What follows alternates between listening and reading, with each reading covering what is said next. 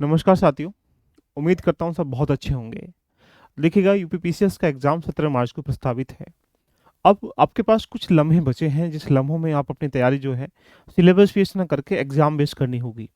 और अपने आप को डिफाइन करना पड़ेगा कि ऐसी कौन-कौन से पिलर हैं जहाँ पर हम लोग यहाँ पर प्रीलिम्स को फोकस करते हैं, उनको रेडी कर लेते हैं, तो ये मान लीजिएगा कि आप प्रीलिम्स आसानी से क्रैक कर पाएँगे। पॉलिटी एक ऐसा सेगमेंट है जहाँ पर आप 70 की जगह 90% एक्यूरेसी के आस प्रश्नों को सही कर सकते हैं।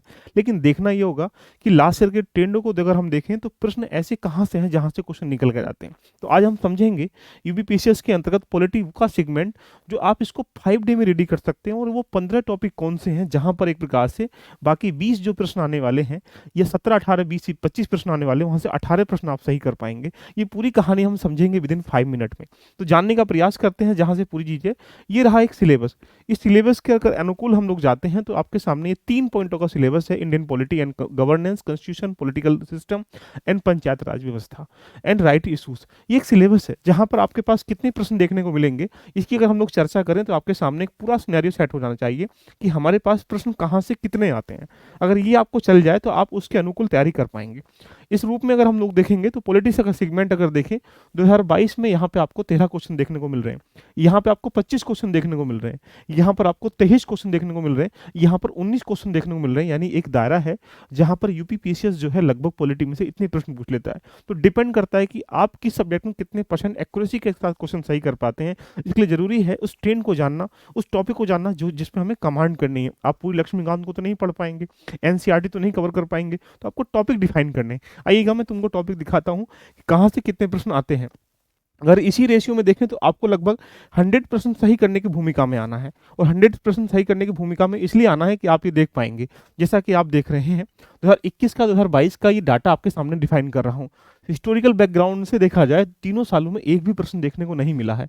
लेकिन अगर यहाँ पार्ट शेड्यूल से देखेंगे तो आपको यहाँ पर एक क्वेश्चन देखने को मिला है, यानी अभी तक तीन सालों में एक क्वेश्चन दिखाया गया। मेकिंग ऑफ कॉन्स्टिट्यूशन एंड जितनी भी असेंबली वगैरह होती हैं, वहाँ पे आपको यहाँ 2 क्वेश्चन, यहाँ 2 क्वेश्चन, यहाँ 4 क्वेश्चन देखने को मिले।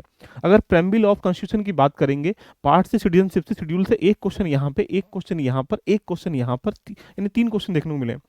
फंडामेंटल राइट्स की बात करें, डीपीएसपी की बात करें, एक ऐसा सेगमेंट है जहां पर प्रत्येक वर्ष क्वेश्चन दिए जाते हैं। अगर डीपीएसपी की बात करेंगे तो देखिएगा एक क्वेश्चन। तो यानी ये कुछ डायरेक्शन है, ये दिखाने के लिए कि यूपीपीसीएस प्रश्न पॉलिटी में कहाँ से लेके आता है। चुनौती हमारे सामने बन जाती है कि जो अमेंडमेंट से देखिएगा, एक क्वेश्चन यहाँ, 4 क्वेश्चन यहाँ, एक क्वेश्चन, यानी ये ऐसा एरिया है जहां पर आप कह सकते हैं कि 6 क्वेश्चन 3 सालों में देखने को मिले हैं। अगर इसी चीज को देखें सेंट्रल स्टेट रिलेशन के रूप में, 4 क्वेश्चन, एक क्वेश्चन, 2 क्वेश्चन, इसका मतलब इंपोर्टेंट एरिया है। अगर हम इमरजेंसी की बात करें तो कोई क्वेश्चन यहाँ तक नहीं देखने को मिला है। अगर प्रेसिडेंट या क्वालिफिकेशंस की बात करेंगे प्रेसिडेंट की, तो यहाँ पर सिर्फ एक क्वेश्चन देखने को मिला, बाकी सब खाली है। अगर 22% से कोई क्वेश्चन देखने को नहीं मिला है।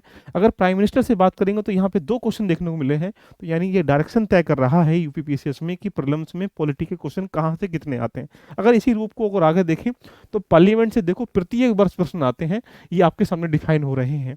अगर आप गवर्नर, चीफ मिनिस्टर से बात करेंगे तो यहाँ एक क्वेश्चन देखने को मिल रहा है। स्टेट लेजिस्लेचर से सिर्फ एक क्वेश्चन यहाँ देखने को मिल रहा है। लेकिन लोकल गवर्नमेंट से देखो 7 क्वेश्चन आपको देखने को मिल रहे हैं। तो यानी ये एरिया है जहां पर शेड्यूल ट्रिब्यूनल से कोई क्वेश्चन नहीं है, यूनियन टेरिटरी से कोई क्वेश्चन नहीं है, जुडिशियल पीआई से कोई क्वेश्चन नहीं, सिर्फ एक क्वेश्चन देखने को मिल रहा है। अगर यहीं पे कॉन्स्टिट्यूशन बॉडी से देखिए प्रत्येक वर्ष क्वेश्चन आते हैं, यानी ये वो एरिया है जहां पे अगर दोनों बॉडीज को जोड़ लेंगे, देखो यहाँ नहीं आया तो यहाँ आ गया, यानी कॉन्स्टिट्यूशन नॉन कॉन्स्टिट्यूशन बॉडी को अगर एक साथ मिला लेंगे, ऐसा सेगमेंट है जहां पर प्रत्येक वर्ष क्वेश्चन देखने को मिलते हैं। अगर हम इंपोर्टेंट केसेस की बात करेंगे तो यहाँ भी क्वेश्चन। तो यानी हम ये कह सकते हैं कि इस शेड्यूल में आपको ये जानना होगा कि पॉलिटी का वो कौन सा एरिया है जहां पर आप आराम से उन टॉपिक को रेडी कर सकते हैं। तो मैं आपके सामने वो 10 पॉइंट, 11 पॉइंट दिखाने का प्रयास करता हूं जो एग्जाम के लिए काफ़ी इंपॉर्टेंट है। ये एरिया है, अगर आप इसको रेडी कर लेते हैं तो ये मान लीजिएगा कि पॉलिटी के 90% क्वेश्चन जो है यहीं से दिए जाएंगे। जैसे आर्टिकल्स रट लो भाई साहब, मैचिंग कराता है, पार्ट्स एक से लेकर जितने भी पार्ट हमारे पास 22 पार्ट हैं सबको करना है, शेड्यूल 12 शेड्यूल, इंपॉर्टेंट अमेंडमेंट्स। तो यानी हम इस पूरे सिनेरियो से देखें, एक या दो क्वेश्चन प्रत्येक वर्ष देखने को मिल जाते हैं। दूसरा टॉपिक क्या है, एफआर और एफडी। अगर एफआर से नहीं आएगा तो एफडी से आएगा। डीपीएसपी, ये दोनों सेगमेंट है कि एक क्वेश्चन यहाँ से, एक क्वेश्चन यहाँ से, एक क्वेश्चन यहाँ से, बटोरना है हमको क्वेश्चनों को। एंड प्रेम्बिल से एक क्वेश्चन। एंड पार्लियामेंट या स्टेट लेजिस्लेचर, अगर पार्लियामेंट से प्रश्न नहीं आएगा तो स्टेट लेजिस्लेचर से प्रश्न आ जाएगा। नेक्स्ट छठा पॉइंट है सेंट्रल एंड स्टेट एग्जीक्यूटिव, जो हमारी कार्यपालिका है। उसके बाद यहाँ पर 7 क्वेश्चन से जो पंचायत राज व्यवस्था है, इंस्टीट्यूशन है, उससे प्रश्न आएगा। तो यानी आप ये, मैंने वो पॉइंट लिखे हैं जहां पर प्रत्येक टॉपिक से एक एक प्रश्न तो आएगा ही आएगा। अगर आप इनको रेडी कर लेंगे तो मैं चैलेंज के साथ ये कह सकता हूं कि 90% एक्यूरेसी के साथ इन प्रश्नों को आप टैकल कर पाएंगे। तो एक सिनेरियो है, यहाँ सुप्रीम कोर्ट के जितने जजमेंट हैं, जजमेंट का मतलब केस, भारतीय केस क्या है, बेरोबारी केस क्या है, यहाँ से एक क्वेश्चन घुमाता है प्रत्येक बार। उसके साथ 9th में सुप्रीम कोर्ट हाई कोर्ट से प्रश्न पूछता है।